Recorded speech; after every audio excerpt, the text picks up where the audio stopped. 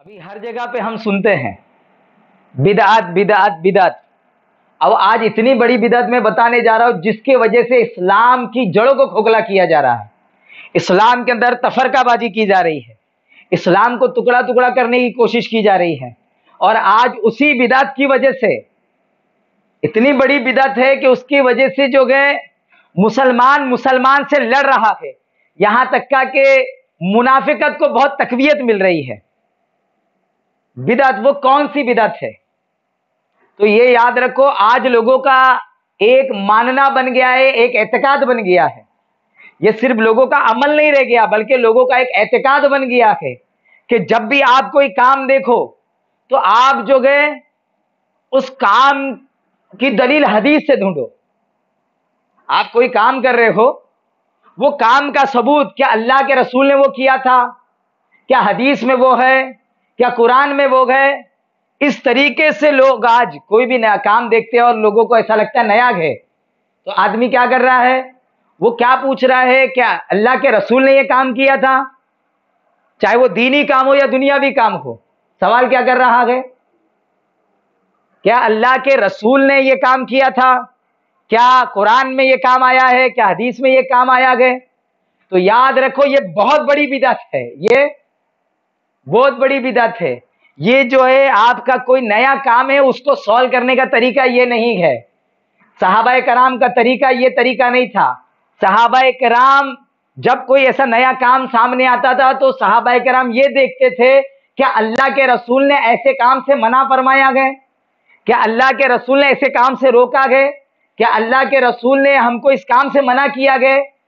اس کام کو کیا ہے نہیں دیکھتے تھے، کیا دیکھتے تھے کہ اس کام سے روکا ہے کیا، یہ دیکھتے تھے صحابہ کرام. اب دیکھو اللہ کے رسول صلی اللہ علیہ وسلم کے اوپر اسلام مکمل ہو گیا. قرآن میں آیت نازل ہو گئی کہ دین مکمل ہو گیا. اکملت لکم دینکم، ہم نے تمہارے لیے تمہارے دین کو مکمل کر دیا. اب دین مکمل ہونے کا مطلب کیا ہے؟ دین مکمل ہونے کا مطلب یہ ہے کہ جتنی بھی برائیاں تھی اسلام نے اسے روک دیا ہے. جتنی بھی برائی تھی اس سے روک دیا ہے. یعنی جو بھی چیز آپ کو کرنا صحیح نہیں تھا، جس میں آپ کا نقصان تھا، معاشرے کا نقصان تھا، آپ کی دنیا میں نقصان تھا، اخروی نقصان تھا، ہر وہ اس چیز سے جو ہے اسلام نے روک دیا. یعنی دین مکمل ہو گیا. اب روکنے کے جن چیزوں سے روک دیا اس کے علاوہ جو چیزیں بچی گئے اس پر آپ عمل کر سکتے ہو. اور ان میں سے جن چیزوں پر آپ کا عمل کرنا ضروری تھا اس نے آپ پر کمپلسری کر دیا، اسلام نے آپ کو بتا دیا. تو یہ اسلام کا طریقہ کار تھا کہ وہ اسلام نے آپ کو جن چیزوں سے روکنا تھا وہ روک دیا ہے.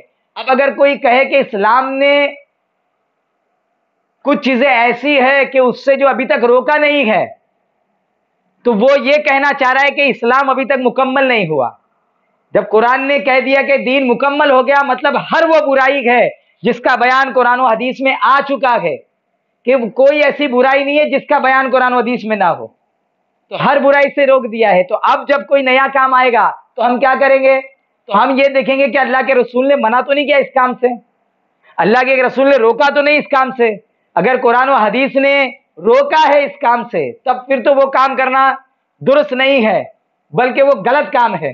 اس کام سے بچنا چاہیے اور وہ خلاف سنت اور حضور کے خلاف ہو جائے گا. لیکن اگر ہم یہ کوئی بھی کام ہے ہم یہ دیکھنا جائیں گے کہ بھائی یہ کام حضور نے کیا ہے کیا، یہ کام حضور نے کیا ہے کیا، تو نہیں. اب ادھر بھی لوگ دو طریقے کی بات کرتے ہیں. یہ بولتے ہیں کہ جو دینی کام ہے وہ کرنا، دنیاوی آپ نئے کام کر سکتے ہو لیکن دینی نئے کام نہیں کر سکتے ہو. اب میں یہ کہنا چاہتا ہوں دینی کام کس کو کہتے ہیں؟ اگر آج کے دور میں ایک یتیم بچہ ہے، وہ تعلیم یافتہ ہو رہا ہے، آج کے دور میں میں نے اس کو جو ہے آج ایک سمارٹ فون لے کر کے دے دیا اور اس نیت سے لے کر کے دیا کہ وہ اس پر اچھی تعلیم حاصل کرے اور اس کے ذریعے آج ڈیجیٹل دور ہے، گھر میں بیٹھ کے تعلیم حاصل کرنا ہے. وہ لیپ ٹاپ موبائل اس کو لے کر کے دے دیا. آج کا اسمارٹ دور ہے، اسمارٹ چیز لے کے دے دیا.